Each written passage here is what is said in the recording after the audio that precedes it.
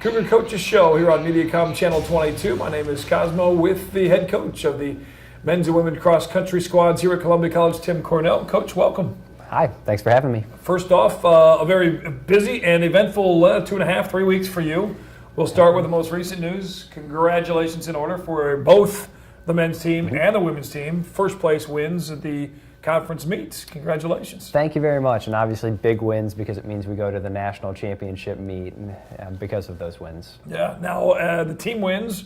Obviously that means you're going to have runners that are up top, and both teams had first place finishers in Lindsay and Chris Rennery on the men's side and Lindsay Martin on the women's side.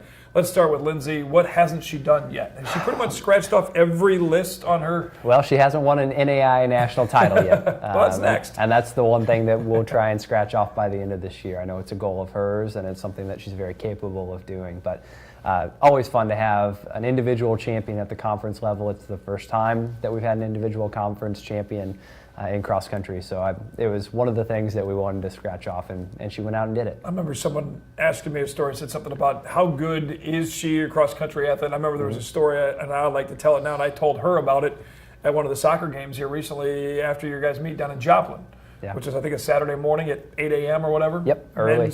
Men's soccer game was at 4 or 6 o'clock that evening. As I'm pulling up to get ready for the broadcast on ColumbiaCougars.com, she's running around the campus and around the facility after winning a meet that morning back in Columbia after driving 3 hours and out running again. Incredibly dedicated athlete, and that's one of the things that has made her a very, very good cross-country runner. She did not come to us as the runner that she is now. She has slowly improved her body to make it what it is capable of doing today.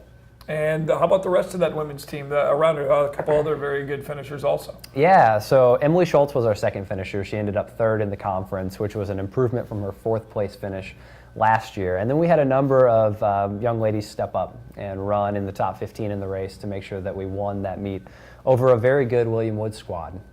And again, for the ladies, so now the entire team goes right to the as one unit to the national tournament coming up in Lawrence on the 22nd. The men's team as well, Chris Rennery, as I mentioned, he takes first on the men's side. And that was a little bit of an eventful finish. Talk about how that all came together. It was in Hannibal, right? Sure. More eventful than the cross-country coach wanted it to be. Let's put it that way. There was a mistake made by a volunteer. Chris was waved into the finish line at 7,000 meters.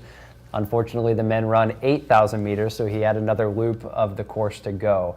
Luckily, someone got him back on track. They actually stopped the top 3 in the race, and they all started at the same time, just like they had at the start. So he essentially had to win 2 races. He won a 7,000-meter race, and then he went on and won a 1,000-meter race after that. That's a different mental hurdle than probably anybody's ever had to overcome, especially, I mean, think about that. You finished, you think you won. Right. They're like, oh, wait, one more lap, go. Yeah, he was standing there hugging his mom, and somebody's yelling, hey, you got to keep going. So a tremendous accomplishment. It really is difficult to refocus when you're that tired and you have no idea what's going on. For him to be able to jump back in it and do what he did was simply unbelievable. And what about the rest of the guys, too? Good finishes for several. Yeah, so we put 5 guys in the top 8, and we ended up beating the American Midwest Conference, so Columbia College versus American Midwest. We won, which was a tremendous feat. We've had a men's team that's worked incredibly well together all year. Chris and his friend Brennan transferred to us at the beginning of this year. And this is what they were looking for. They were looking for a competitive team. And that camaraderie has shown throughout the year with the way they've raced and the way that they've trained together.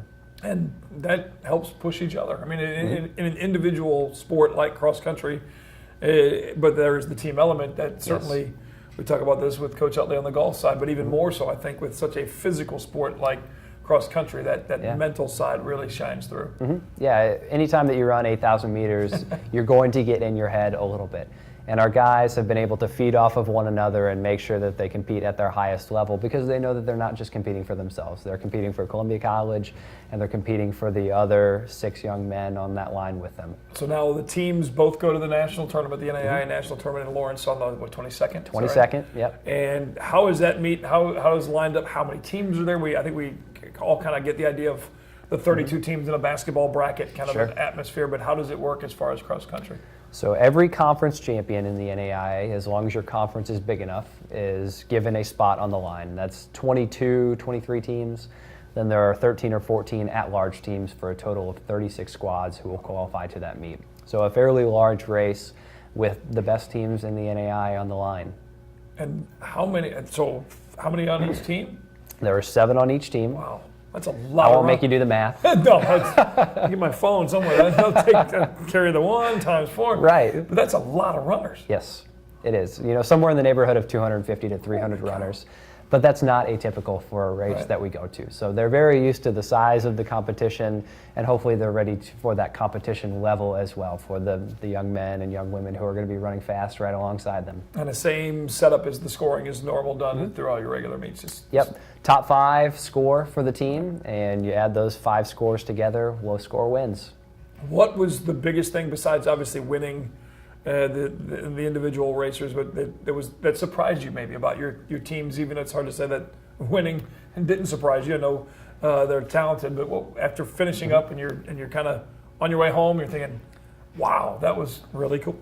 The totality of the day was what surprised me. We knew that the talent was there. We knew we had worked incredibly hard throughout the year, but to take home 2 conference championships, 2 individual awards, a Freshman of the Year award, was unbelievable. We had seen it coming, and it was the dream. So we've been working for 3 years now to make that happen.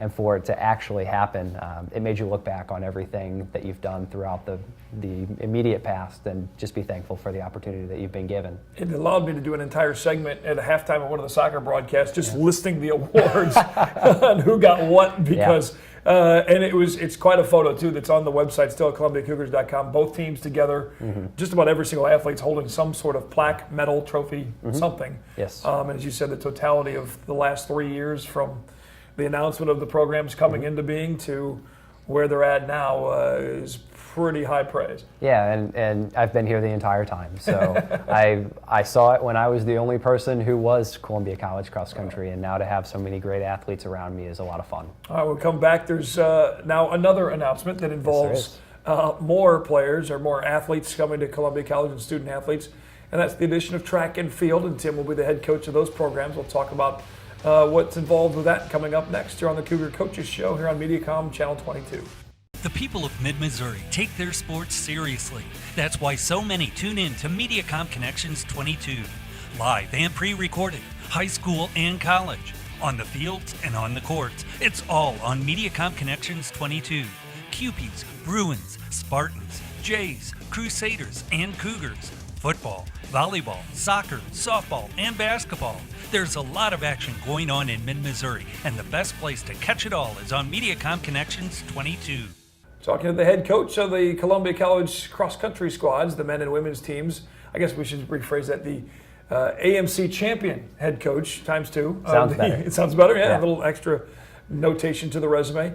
Coach Tim Cornell. Now you also add not just cross-country. Well, I guess it was also just cross-country, and then you also, what did you officially call the other? We called it distance track. Distance track, yes. Okay. There we go. But now officially track and field being added, both a men's squad and a women's squad, is the announcement made here a couple of weeks ago by Athletic Director Bob Burchett, as well as men's baseball being brought back to Columbia College for the first time since the early 80s. Where do you start? What events? That's the first questions people are rapid fire. Like, there's going to be like a javelin thrower? Like, if my kid's a javelin thrower, can he go to? And I said, well, those are good questions. Yeah. We'll find out. It is what it sounds like. We are a track and field team now. We will sprint, we will hurdle, we will throw, we will vault, and everything in between. So we're going from a place where we've built a very good distance track team, and we're translating that success to all areas of track and field now. And you can dip back into your resources. I know Bob Burchett brought this up when we had him on just a few weeks ago, the day after the announcement, but to your time spent at the University of Missouri with Dr. McGuire and that track program there, and building this one here, a wealth of knowledge, I'm sure, that you will bend his ear at every occasion you can. Right. Is there any better person to ask for advice than Rick McGuire? And he's right here in town, and I've got his phone number. So, yeah, he's going to have to beat me off with a stick. There you go. Because in a lot of ways, back, as Bob mentioned, and I know we've talked about before, when Missouri started there, they didn't have a facility. Yeah. There's not really a facility here. That's the number one question that was asked to me was, Well, where are they going to compete? Where are they going to use? And I said, well, good question. Yeah, well, luckily we have a wonderful partnership with Columbia Public Schools, and they have a couple of really nice tracks. One just happens to be very close to our campus over at Hickman High School, and most of the staff is intact from when I was a QP. So we will use those connections to the utmost. That's perfect. And again, now, I mean, both, I guess, meet-wise, traveled, same thing, conference-wise. How many of the AMC schools also have track and field? Well, let's see. We have 6 other schools in the AMC that do track and field to some level, and we've seen a lot of growth in track and field in the AMC over the past really 5 years. Lindenwood Belleville has come in. They're a very good school. Park University, William Woods, Missouri Baptist are all very good track and field programs, and I'm excited that AMC meet, that track and field meet, is going to get bigger and better and going to be representative, a very good representative for the NAI come those championships. And as we've seen with cross country, there's been meets where it's not just NAI. You've gone and competed with NCAA Division I, Division II, Division III schools and other NAI schools as well. Yeah, anytime that you have the opportunity to push yourself against a variety of opponents, you're going to make yourself better. And so we go and we find the competition that's right for our athletes, whether it's Division II or Division I or Division III. That's one of the fun things about track and field. You see cross competition between the NCAA and the NAI, and you understand just how good the NAI is in cross country and track and field. What is it going to mean as far as total number of student athletes and additional assistants to help you on the coaching side of things? Sure. So we're in the process of fleshing all of that out. We will hire at least one other full-time staff member, and then we'll fill out the rest of the staff with graduate assistants as needed. I'm looking forward to starting that process. We've already had a lot of interest in the staffing portion. From an athlete standard, we've got a year and a half to get up to, roughly 70 to 80 is a really good track and field number. Just 70 to 80. That's but, not a whole lot. I think the biggest thing is Columbia College is very good athletically. Right. And we want to make sure that those athletes that we bring in are up to Columbia College standards, and that they're not just good athletes, that they're great people, and they're going to uphold the academic standards that we've set over the past couple of years. And what is the high school, I know cross country, obviously you're recruiting those athletes to come here to run similar in the track and field world, right? Yes, so it's just like any other recruiting process. So you go and you watch track and field and you find the kids who are doing really well and you convince them to come to Columbia College. Build that network again of high school coaches and other coaches that, it's really just networking. Yeah, absolutely. The Missouri track coaches are a wonderful resource for me. There are many of them who I've known since I was an athlete, and I will call them and ask their advice on parts of track and field that I don't know. I'm always learning. So it's not just a networking thing for selfish or personal reasons. I consider most of them very good friends too. Now the soccer field that will soon be turned to turf, there will be a track there that won't be competition. Not quality, but it won't be able to be used for official competition, but it'll certainly be a space for some practice and training availabilities. Yeah, absolutely. So the turf on that field will give us an excellent opportunity. So it'll be a turf field and then turf walking lanes around the outside, similar to Stankowski Field over at the university, for those of you who are in town and need a comparison, a visual comparison. So yeah, that's a wonderful facility for us to use. It's a wonderful facility for the campus in general. So I think there are going to be people on that field all day long and all night long, and it's going to be fun to see. It'll be exciting with that process beginning already with the facility-wise, the building portion, and then the actual turf itself.